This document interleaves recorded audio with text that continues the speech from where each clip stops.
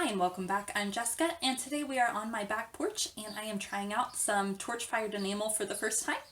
And this is my first time doing a bit of a setup here at home, so I will give you an overview of what I have and we'll get right into the processes. Alright, on this end I have a punch, which I have set up to punch little tiny holes that'll be in pendants. And I also have a Scotch Brite brush that is for cleaning scale off. I have my copper tongs that Roy made me. I will put a link down to this down in the video description if you want to see how these are made. I have a couple of tiles here that I'm just using as a fireproof surface. I have a trivet. Roy made me this one and it's out of stainless steel, but these can also be purchased. And I will try to put a list down below of all of these items, or links if I can find them, affiliate links on Amazon or something like that. I have some just standard fire brick that Roy had left over from building a forge or something like that. Back here, these are my cleaning solutions. This is just a plastic bucket with a mild acid in it. I am using a heavy-duty vinegar that is for cleaning that we got at Home Depot. And this one's my neutralizer bucket. This is just water and baking soda.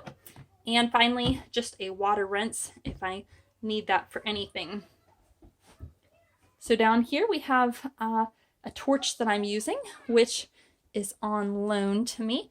It, I believe, is an acetylene torch, and so it's just one tank. I have a fire, I forget what this is called, a striker, I think, for getting the torch started. I have a flat tip screwdriver that I use to set items over on the trivet. That way, because the trivet's hot between firings, and that way I don't have to burn my hands when I'm doing that. And I also have several different enamels, a selection here.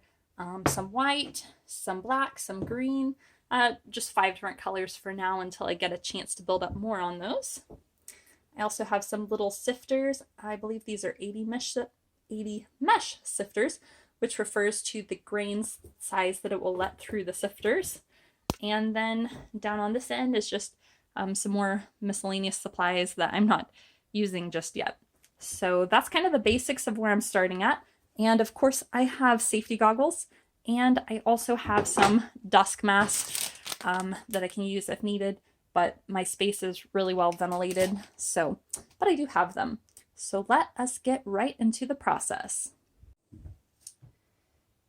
Here is a little copper pendant that I'm going to start with, made from some thin copper sheet, or sheet metal you might say. And I'm just going to scrub it with this Scotch Brite brush just to get any oils off of it or any residue from anything, but it's already been through the baking soda baths and the acid bath and all that to get it clean. So just want to make sure that there's no oil residues or anything like that. And this little pad is really good at just getting off your fingerprints too. So you just got to make sure not to touch the surface of the side that you are about to enamel.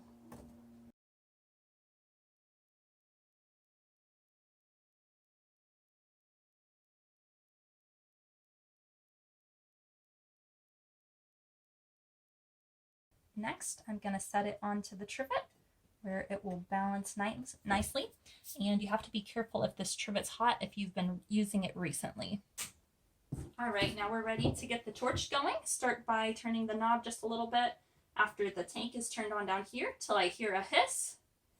And then use the striker to get it lit.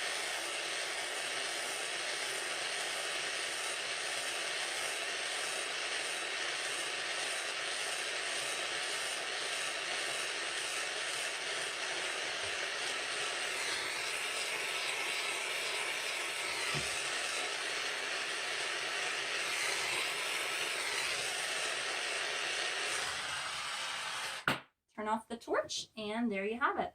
Needs to cool slightly before coming off of the trivet, that way you don't leave dents in the glass. And then you can use a pair of tongs or tweezers to gently lift it off and set it aside to cool.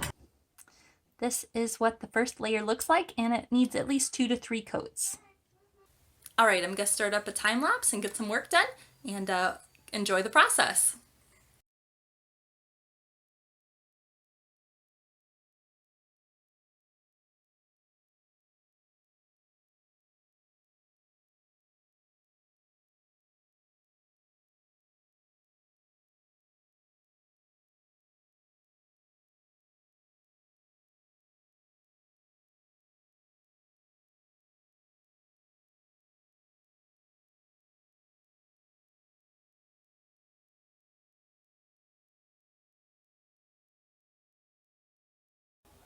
All right, so I had to finish this up next day. I kept going till about nightfall, and I'm going to show you the results.